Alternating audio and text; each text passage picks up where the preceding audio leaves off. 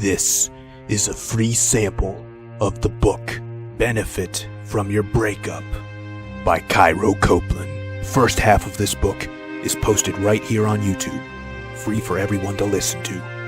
If you like this content and want to hear or read the rest, or want to listen to it free of ads, visit reinventideal.com/breakup. The book is available on Kindle, paperback, and Audible at reinventideal.com/breakup. Chapter 6. Pseudo-Solutions to Avoid.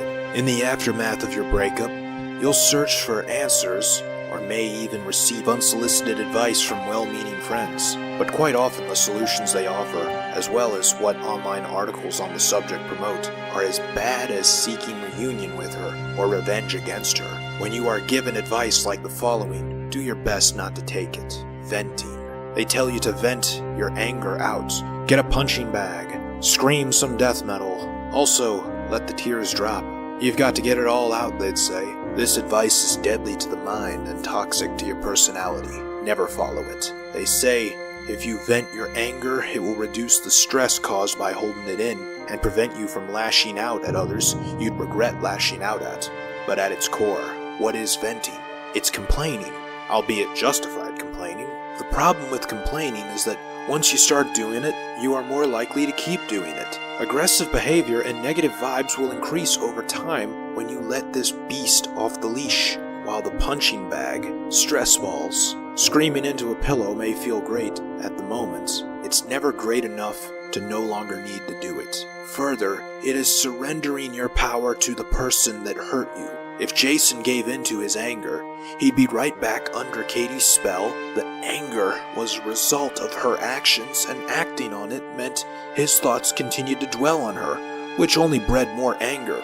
The idea of venting has spread all throughout our cultural conditioning thanks to influential figures like Aristotle and Sigmund Freud, who believed cathartic moments were what was needed to make a positive change. It was adopted by fiction writers and creators, best exemplified with Batman and the Punisher, whose anger drove them to lifelong crusades against their wrongdoers, and all that were like them. But what's forgotten about is that their revenge crusade consumed their whole lives. There is great power in being able to put out the fire inside you with water or wisdom, rather than throwing more fuel on it with venting. Talk to friends and therapists. Some tell you, if you need someone to talk to, I'm here. They all mean well when they say this, but do they really understand? Some will even hear you out, but few ever really understand. The problem with those making the offer is that they may not have a helpful response back. Thus, your venting to them is nothing more than focusing and highlighting the problem that pains you. As men, we are born to be problem solvers and fixers. When we highlight a problem, we don't do it as women do it, which is just for the sake of highlighting it and centering a conversation on it. We do it to solicit a solution to it. When one never comes, we're left with more frustration than we previously began with. Certainly a professional therapist has the skills and abilities to help. Since my practice is what led to this chapter being written, I would never say seeing a pro is not a viable solution, but we can't run to one every time we're dumped, rejected, and given the cold shoulder of the world. For the world gives us that shoulder far too often. Date other women. Some guys say the best way to forget about an old girlfriend was to get a new one. This would have been useful advice many years ago. A big part of the pain is caused by a scarcity mindset that leads one to think that he blew his one and only chance with the best he could ever have. But in today's dating world, this is terrible advice. Hungry to heal himself, Jason jumped right on to the usual dating apps and sites, but the usual results every frustrated male has ever felt from these came to be. He'd see a woman on the site he knew he could have a real connection with, sent her a decent-length, thoughtful message, only to hear nothing back. This further perpetuated the perception that he was unlovable. But in reality, all it was is that his message was buried under hundreds of others that were sent to her by the hundreds of simps on these dating apps. Then there were the few times he did match with someone, but that ended up being just as bad. The women he did match with were a lot like Katie. He took that as a message from the universe that she was meant for him, and he blew it. When I had a look at his settings in these dating apps, I could see that his preferences for women to match with were just like Katie. Same height, hair color, eyes, activities, tastes, and answers to the questions. The universe only knows what you tell it. Therefore, it was not the algorithms of these sites that certified he belonged with Katie. It was only himself that did, which I couldn't hold against him because his mind still hungered for her so much. Move on. But perhaps the least helpful advice of all that is given is to just move on. Followed by another cliché. Time heals all heartbreaks. How much is up to you. Only someone looking at the problem externally could say this. If only it were so easy. While many guys will yearn to have the magical moment of getting back together with their ex realized, others instinctively know that they must move on. They can feel that the breakup is really holding them back in their lives, but they also know that there exists a difference between knowing the right thing to do and actually doing it. The first time I spoke in our initial counseling session, after Jason had gone on for almost an hour about the grief he'd felt, were these words. Loss creates an opening in your life. If you fill it with grief, anxiety, and depression, you can never create anything new in that space. Hoping something profound like that would have an immediate effect on him, I let the silence linger, but after a moment I could see it did nothing for him. While our bodies can heal from an injury very well on their own, our minds are not capable of such a thing. There is an enormous difference between wanting the emotional turmoil to stop and making the steadfast decision to make it stop. The decision to make it is difficult because we're often unsure that we can. But acting as a result of a broken heart is not a sign of a mental breakdown. It is only a response to emotional pain.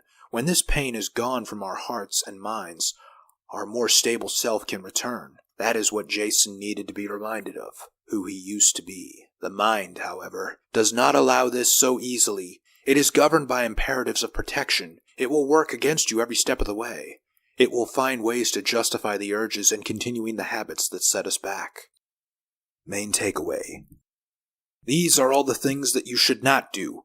What then should you do? What will help you recover? Recovery implies going back to the way things were before you had her. What is forgotten is that prior to your relationship you likely were not happy, which is why you sought a relationship in the first place. Being single is hard enough by itself. Being single again with the pain of heartbreak is even worse. Instead of seeking mere recovery, what if you could not only heal the pain of your heartbreak, but also make your life so much better than it was before you ever met her, and even more than it was while you were with her? What if you could benefit as a result of your breakup instead of just rebound from it? I have created a roadmap to such a destination. A better life is waiting for you to take it up. Listen on. You are halfway through this book so far. Thank you so much for staying the course up to this point. How's it going? The author is always looking for feedback on what you find most helpful and how he can do a better job of helping you. Your insights, questions, comments, and criticisms will be welcomed at Cairo@reinventideal.com. Before we continue, let me just tell you a little bit about what's also by this author, Cairo Copeland. Hey, that's me. You see, this book that you're listening to right now is part of a series of 10 books called The Missing Manuals to Male Success. Because every book that I've written has been about helping men in some way make their lives better and to reinvent not only their lives, but also what is the ideal standard for a successful male life.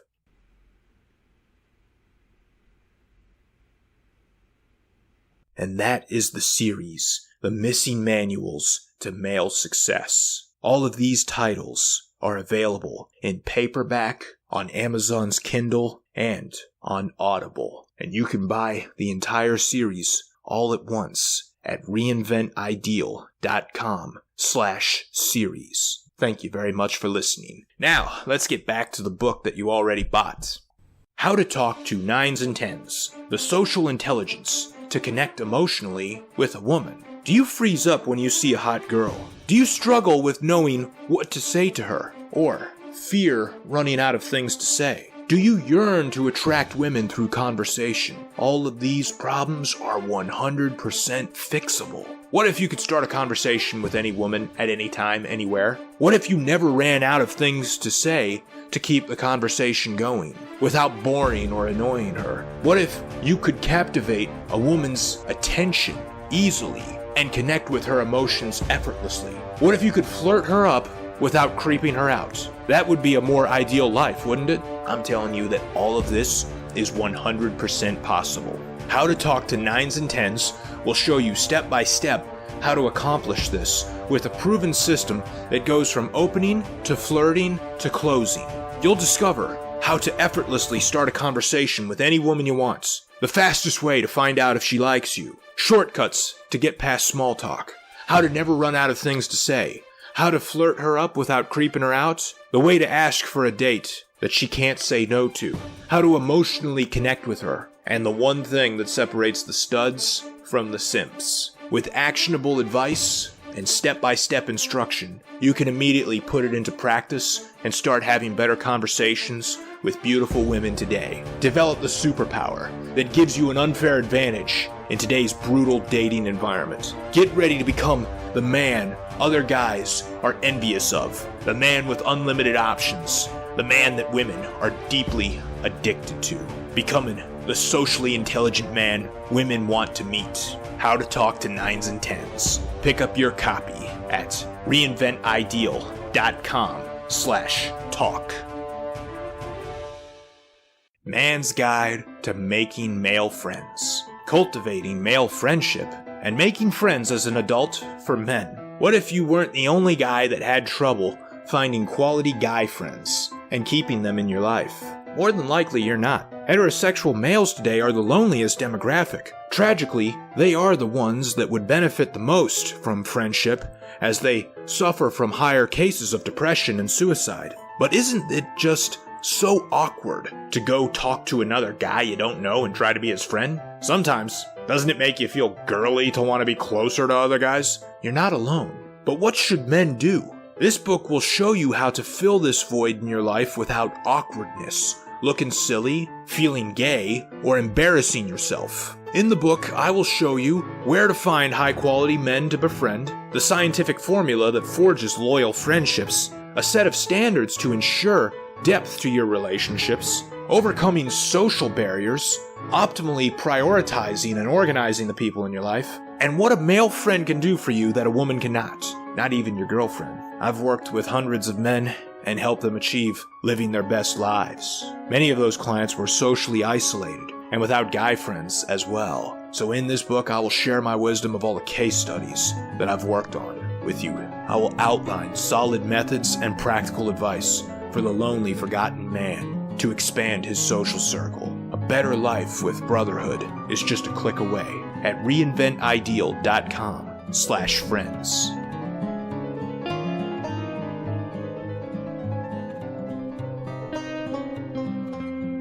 The Road to Wrinkled Bed Sheets. How to get laid fast and often.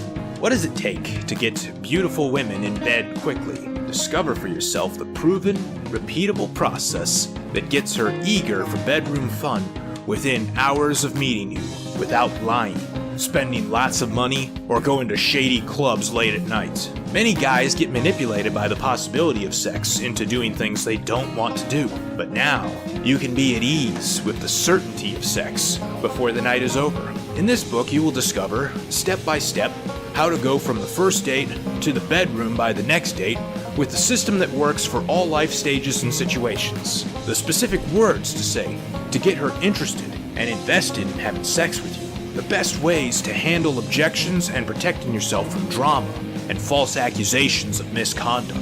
Exact logistical date planning to increase your odds of success. How to manage her perception of you so she puts you in the category of lover instead of nice guy that's just a friend.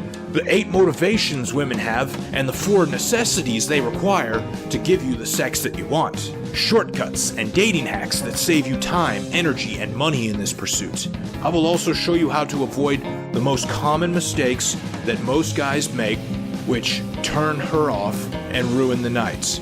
And I will show you how to adjust and customize the system For your own specific goals, no matter if you're looking for a serious girlfriend, a regular friend with benefits, or just a night of fun, this approach works no matter what. Become the alluring man that you envy at reinventideal.com/bedsheets.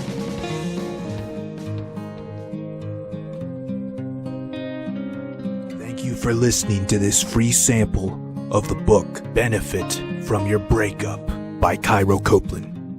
If you enjoyed it and want to hear or read the rest, or want to listen to it free of ads, visit reinventideal.com/breakup. The book is available on Kindle, paperback, and Audible at reinventideal.com/breakup.